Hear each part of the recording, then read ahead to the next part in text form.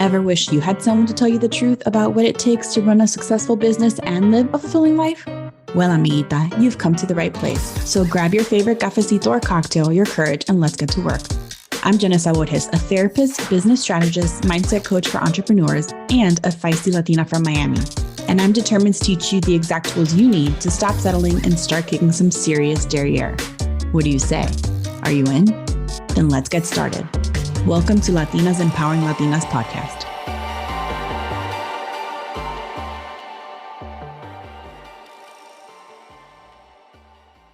Welcome, everybody.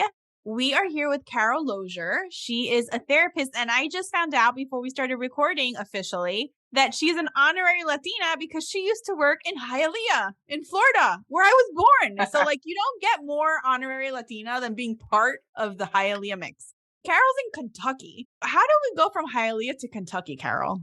I know, right? Like most people, I was graduating from college. I knew I wanted to do a clinical social work degree. And my boyfriend at the time wanted to go to Florida. And I was like, yeah, let's go to Florida. So we need to add, you're an FSU girl, FSU alum. Yeah, right? Yep. FSU. Okay. The only school I applied to, can you imagine? I don't know what I was thinking. Anyway, yeah, so I moved to Tallahassee, which I loved. I mean, there is no perfect spot. I love Tallahassee.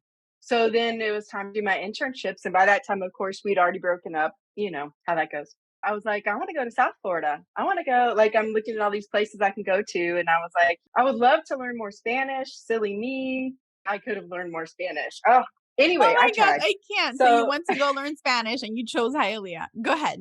Oh my gosh. What better place? So I moved to Fort Lauderdale, which, as you know, is super close. And I worked in Hialeah. Yeah, that's where I did my semester internship. Okay, so now that we went through that whole process, let me introduce you. So Carol is an entrepreneur. She is a therapist. The reason I invited her to have her on, we actually met through channels because I'm always learning and growing, and we took a course on creating courses. So I met Carol because her and her sister had partnered up, and their goal was to write a course on how to teach therapists how to write a book. And I'm selfishly inviting you on because I've always felt, and I'm sure a lot of the listeners have felt the same, like some people when they just feel it, like, I feel like there's a book in me, but they have no idea what that means. Oh, everyone does. Or they think, who am I? Or the people around them think, who are you? I want to really talk about the process because you just finished saying, how many books have you written and published? 5. That is crazy. Okay, so talk me through. Okay, so now we're back in Hialeah. We're going to rewind again. For those of you who don't know, if you're not from Miami, Hialeah is like the city center of all Cubans. So most people think like Little Havana, Calle Ocho in Miami. Yeah, but Hialeah is like a whole other grade. Like it is the rawness of Cuban, the meta. Isn't it beautiful? Oh my gosh. It's industrial. It's beautiful. It's very, very saturated. I live probably like a stone's throw from Hialeah. I was born in Hialeah, which was funny. And then you said you used to work in the hospital, which is ironic. And thank you for the 9 years off compliment because she thought that I was born when she was working there. I'm not that young. Again, for those who are not Hispanic, our big thing, and so this is just to give people a picture of the Mecca of Hialeah. We have quinceañeras, which is like the Cuban version of Sweet 16, or the Hispanic version, I should say. Hialeah is where you go rent your big 15s dress. It is where all the 15 couples you're dancing with are renting their dresses. It is where you host your quinceañera. So Hialeah is like the Cuban Mecca. Okay, so we transition back out of here. All right, Carol.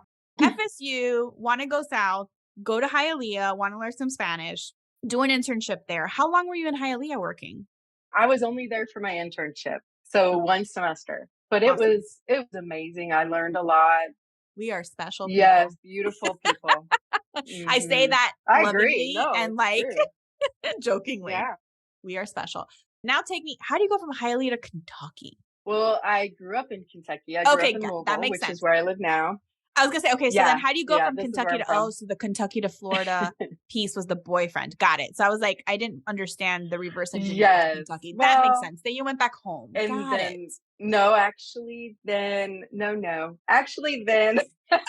There's more. My sister went to Florida State also. There's Aw. more. And then we decided to move to San Diego, Oh, California, nice. all the way across the But country. it's another melting pot. Yep. I love that. Yes. I love Yes. that. Absolutely. And it was a great experience too. I loved it there. As a matter of fact, I met my kid's dad there. We got Aw. married, had my daughter there. And then, as you start to raise kids, you want to be closer to family. You're right. So I Full moved back circle. home, yeah. That makes sense. Yep. Now it's the nitty gritty. We have a book in our Yep. hearts. Talk to me about the journey about deciding that there was a book in you, your first book, and then how you went through the process of figuring it all out on your own. Because that's what I want to know. Yeah, right. I would say my dad is the kind of person that he's always like, you need to do this. You need to do that. Like, you should think about, like, my dad was in my ear for probably 10 years. Carol, you should write a book. I think, because he knows I love to write. I've always loved to write, even as a kid. It's kind of like my daughter is a nurse and he's always like, Rachel, you should go back and be a nurse practitioner. Go back to school. Oh, I love your dad. Always, can we adopt him? I love him. Yeah, he is. He's awesome. He's funny. And yeah, he's great. When he first started, putting that bug in my ear, I was like, seriously, Dad, I wouldn't even know where to start. I have no idea. But the more I heard it, the more I would think, could I write a book? And then, like everyone, I was like, well, what would I write about? I don't know. My very first book, I had a colleague, her name's Deborah Gray, and she had written 2. So one of the things I specialize in as a therapist is working with adopted and foster kiddos. Wow. And just helping them through the trauma, which I love.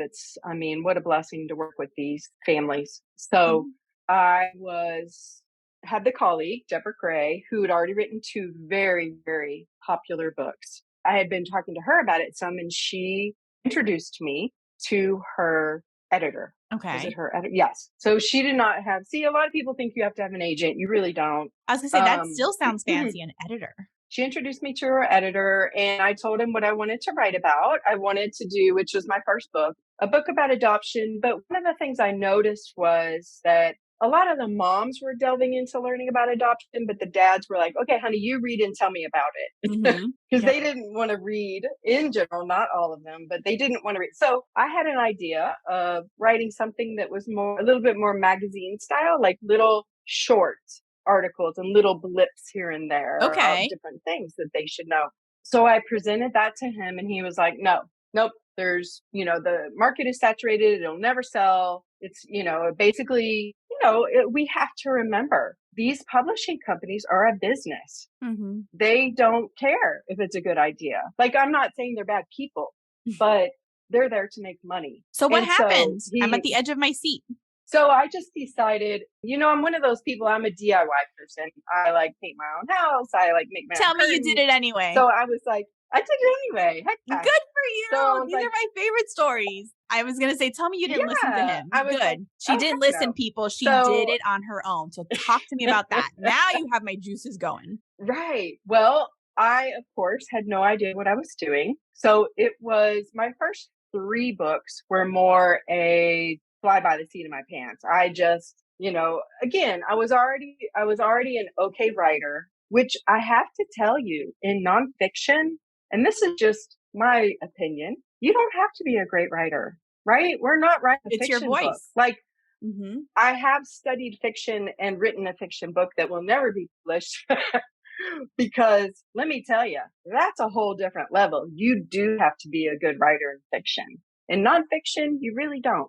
I love this because even when I learned about writing copy, and copy, for those that don't know the marketing terms, is like writing content for your website or your program or your profile or whatever. When I started writing copy, and that's part of my big things, I sounded so robotic because I was learning from people who wanted to write professionally, and I'm probably using the wrong language, but they were following like very traditional writing prompts. And it wasn't until later that somebody who, the non-traditional way, Marie Forleo, was like, no, you can't write that way. You need to write how you talk.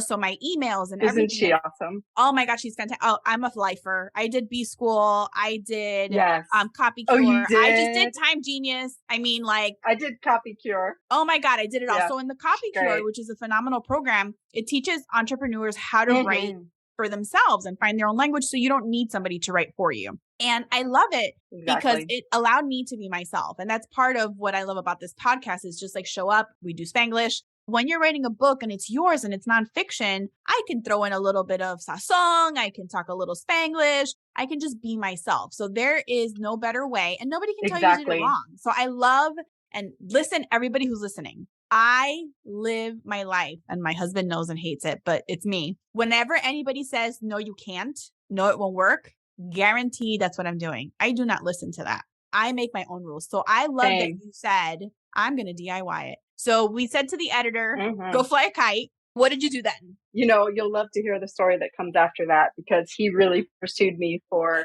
my fifth can book, we give him like a you missed a shout out?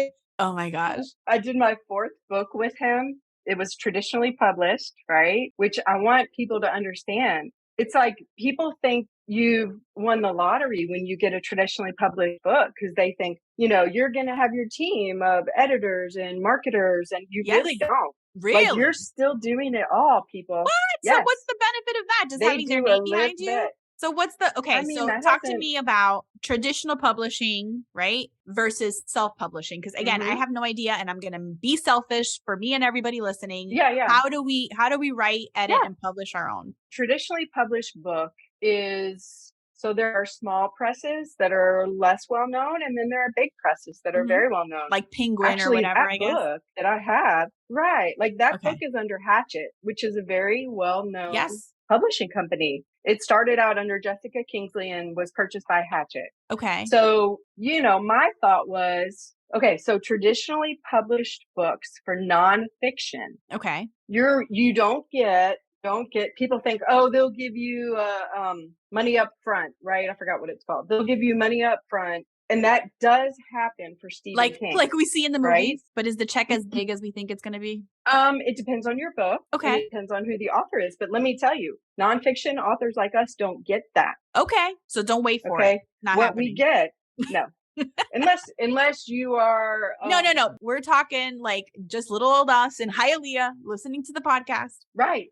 Little old us in Hialeah or Louisville, Kentucky, wherever you are. Wherever you are, just us dreaming about writing a book we have in our heart. First time published author with a traditional publisher, even if you've self-published, unless you were hugely successful, probably what you're going to get offered is a 10% royalty. Okay. 10%. Okay.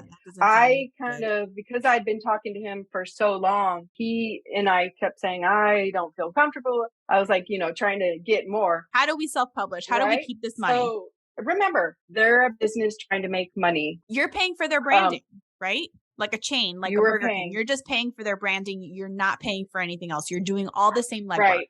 With my fourth book that was traditionally published, it was in their little magazine that they send out. Maybe the first time. I don't know. Like if their it was catalog in any or other something? Time. Their catalog. Yep. Okay. They did because I bugged them. So tell us what it takes. We don't want to share our profits. We don't want to beg to be in a catalog. We don't need to pay for branding. Right? Go ahead, talk to us. Learn from me. Like, let me be like your big sister. But that's what I tell people when I'm teaching them to start their businesses. Learn from my mistakes, please. I spent the money, the tears, and the blood. Exactly. Just learn from me. I think the first thing is deciding what's your topic going to be. What's the purpose of my writing a book? You know, do I want to mark? Because there's different things. Some people are like, you know, I don't really care if it makes a lot of money. I want to break even. I want to be seen as an expert. I want to market my practice. I want to be known in the field for this niche. Like, okay, you know, you have to decide what's the reason. Is it for exposure, right? Exposure is one piece. I can see exposure. And then for branding. And then my other thing is like, but I just have a book in my heart. I just want to write. Yeah. So if that's the case, then the next step is to look at who is my ideal reader, right? Because you have to know who you're writing for. Okay. It's the same know your ICA, practice, right? Yep. And we dive deep into that in a different episode. So we know your ICA, know your niche, right? Okay. We're writing our book. Know your niche, right? Then what you want to look at is think about if you were giving a talk somewhere. If you were giving a talk, what would be your main subjects that you're going to talk about, right? Okay. So you write those down on a piece of paper or on a sticky note. Then under those main topics, what would be all the subtopics you would want to talk about? Like if you're either giving a talk or let's say you're sitting down for coffee with a good friend who wants to know about this. What details right? would you share? Is your book more casual or is your book more formal? If your book's a little more formal, you think about giving a talk. If your book's a little more casual, you think about sitting down with a friend and talking to them. I love that. Right? With your ICA, it's really in the book world, it's called IRA, Ideal Reader Avatar. You want to think about your main topics and your subtopics. That becomes your outline, right? Got it. That's your outline. That's what you're going to write about in your book. Okay. So kind of like Amy Porterfield's like DCA breakdown of how to like write your course. So same concept. Exactly. And then one of the things as you begin to write, you're also going to notice, or at least this is what happens for me. As I'm writing, I'm also noticing maybe 2 chapters in or 1 chapter in, like a motif, or like in my last book, I think it was, I have to grab the book, but I think it was Tips for the Therapist. Okay. So with each topic in chapter, I wrote a part that said tips for the therapist to think about, like as they're teaching DBT to a child. And then it was also like, I can't remember, but let's say maybe it was questions for parents. Okay. Right? To think about as they're working with their kid. You're looking for patterns and motifs. So motifs might be also next to the questions for parents. I want to put like a really cute question mark that I draw, right? So you want to think about, because the book has to be uniform. It's almost like an art project, right? If you're doing an art project for school, right? As a kid, you want it to all be uniform and pretty. You have to think about those things. Okay. I like it. I'm following you. The other thing is your research. For nonfiction? Yeah. Absolutely. Really? Even if it's like a heartfelt one? Absolutely. Okay. Well, even heartfelt, here's the thing. You want to do research because you're looking for 2 things. One is you want to strengthen your opinion, right? And so research will back that up. Okay. So if I'm writing a story about my life in Miami, I can add in like immigration and the years that it occurred and the influx of Cubans and how they got here. And I can just add like things, right? Right.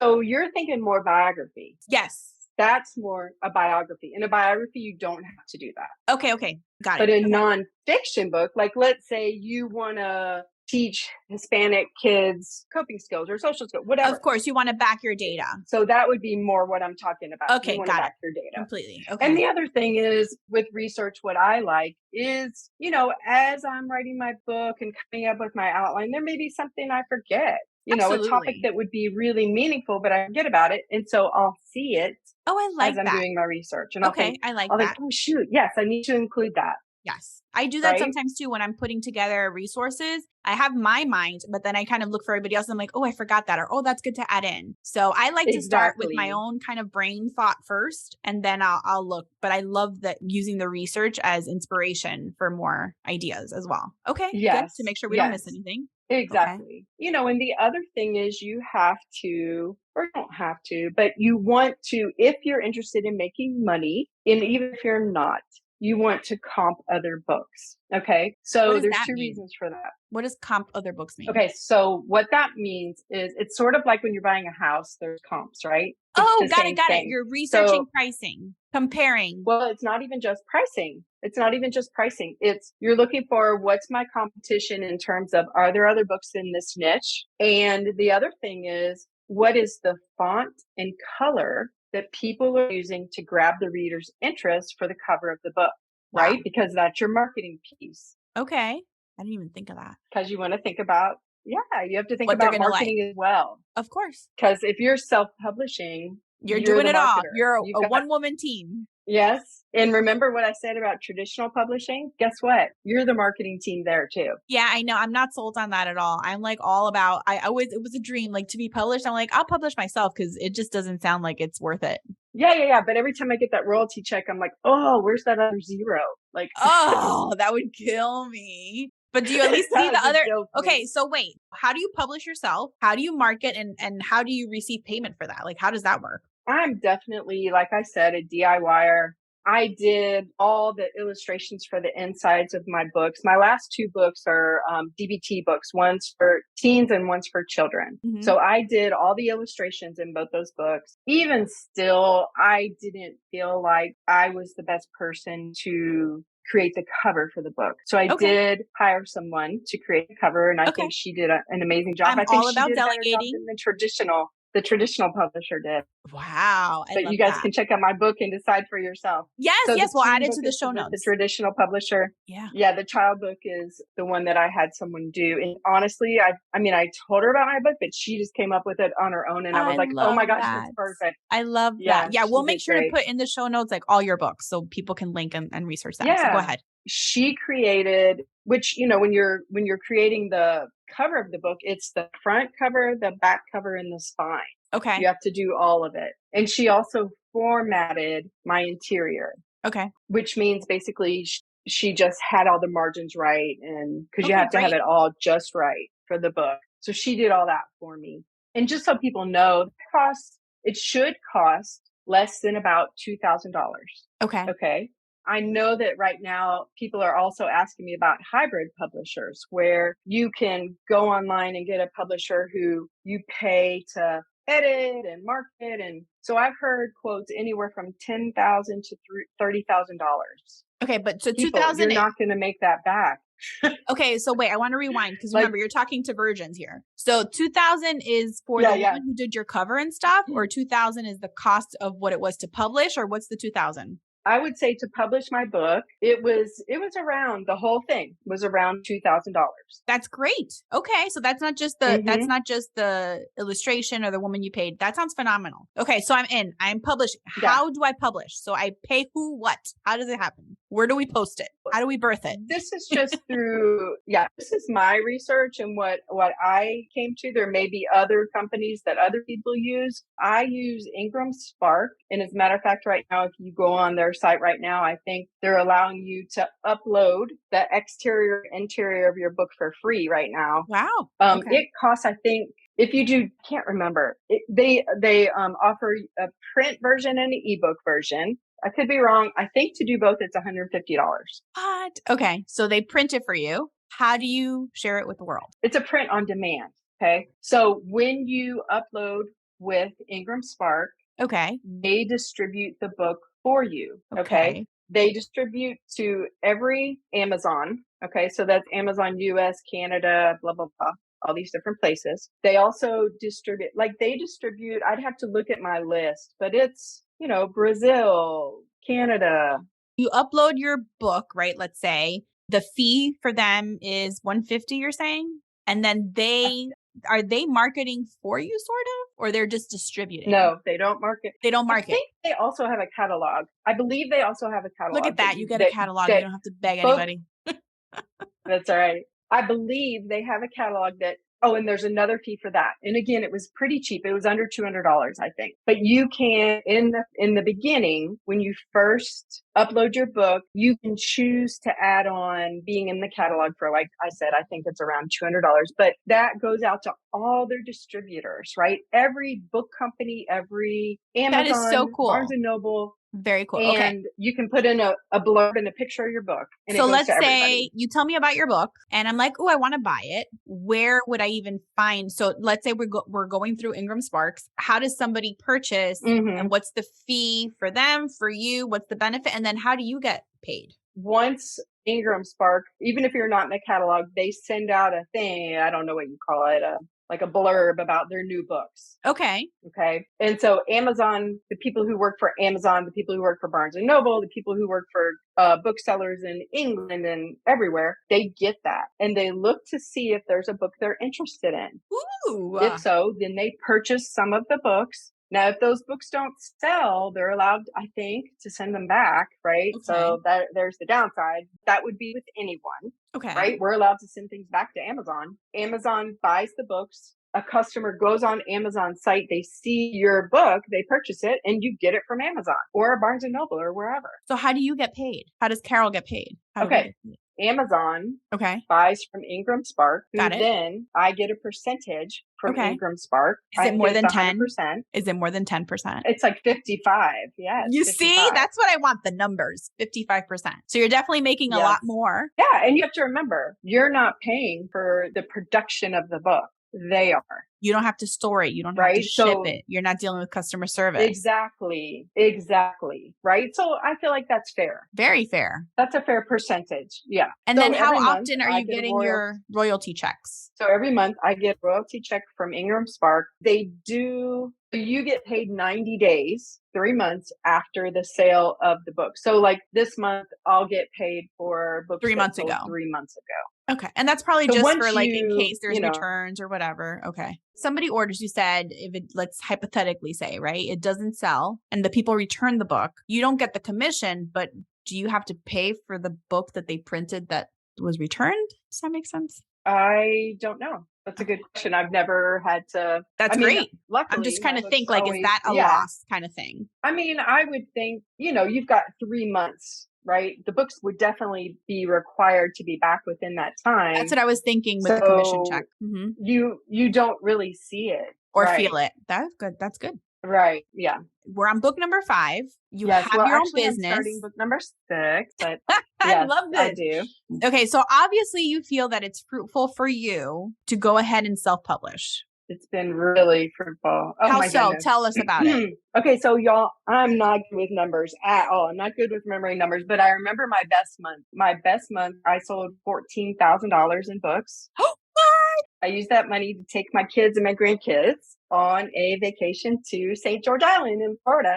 Oh my gosh. Okay. So wait. Listen, I met Carol because we're talking about creating a course and we're talking about something else that you won't be hearing about in the podcast because we're editing that out. But she's working on something and she was between, a print version versus like an entire course. Now I see why you're thinking of a book and not an entire course, because not only is it instinctual for you, you've done it, you know what the rewards are. And then Carol, how long does like Ingram Press, right? How long does it live, your book? Is it a certain amount of time that it stays there? Does it ever like expire? Do you have to pay monthly for them? Like you just upload it and you're done, and like forever you can be like 100 years old and you're done. So you could be collecting money until you're 100 as long as people are buying. Like set it and forget it, like a crock pot. Talk about passive income, right? Oh my God, yes. Hello, why didn't we talk sooner? Yes, this is true passive income. Here's the thing. They're a business. If you're making money for them, they're going to keep your book. What? You're making money for them. Oh my gosh. And I know, I don't want to share too much of what we talked about before, because you shared that you have a lot of resources, right? That you have and that you use and you've collected, and that's kind of like ready to go. Yeah. I have the same thing because of all the work I do with my clients, with my couples, with women's empowerment, even with like my coaching clients and business strategies. So I have a wealth of resources that I just like, I was going to make a course, but like, oh my gosh. And everybody always thinks I think people think you could probably get the concept. And I'll share my thought processes. I always thought that creating a course was more profitable than writing a book because the book is so much lower cost. And it's like, I'm doing all this work and I'm sharing kind of like all my tips and not secrets, but like my tips and behind the scenes. And then I'm going to sell it for $10. So it just feels kind of like devaluing, but not when you're bringing in $14,000 in a month.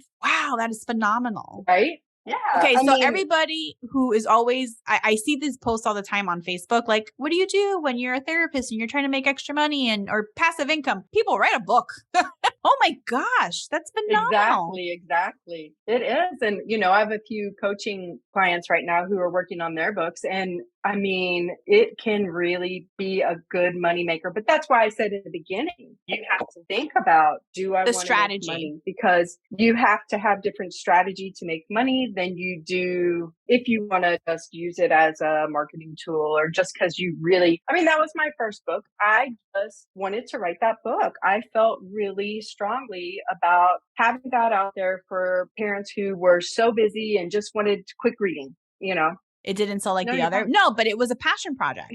And that's the thing. And to me, like, there's a lot of things that I know about. And this is something I always tell people, there's a lot of things like, oh my gosh, I worked in a school system for 10 years on a child study team. And I could write you a manual on how to navigate the system. And I probably should.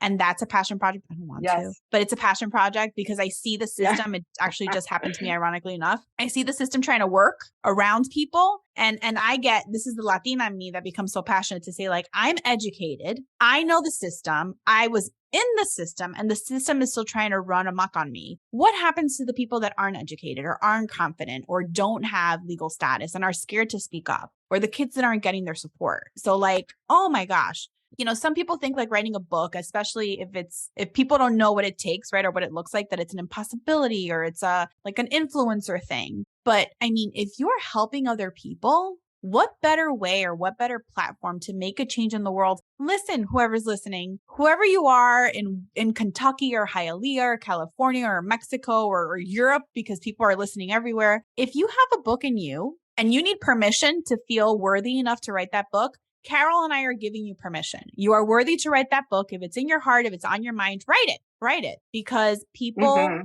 there's only one of you, and people need to hear your story or need to hear what value you have to bring. And you do have value, and people don't see that. So that's a whole other ballgame. Okay, Carol, I want to wrap up, but before I do, please let us know, because I heard you say that you do coach people, so I'll be working with you soon. So Carol, how do people find you and work with you on wanting to self-publish? What does that look like? I'd love to work with anyone. It's so much fun and I love doing it. You can just Google my name, Carol Lozier, LCSW. That's actually my website name, carollozierlcsw.com. And we'll make sure to put on the show notes as well. On there. Perfect. I'll make sure to put that in the show notes as well. Oh, that is so fun. Carol, thank you so much. It's been so exciting. I'm sorry for interrupting you. I was so like excited every time you like shared something. I'm like, come on, tell me.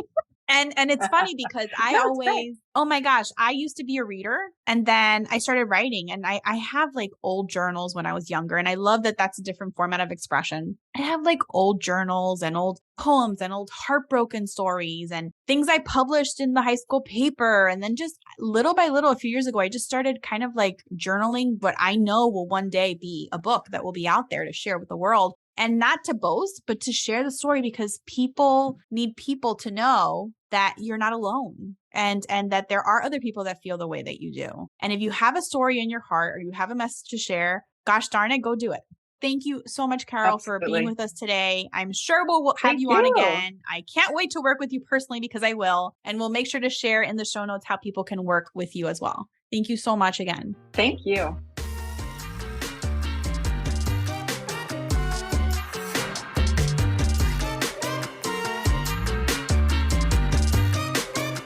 Thank you so much for joining me today. I am so excited you tuned in.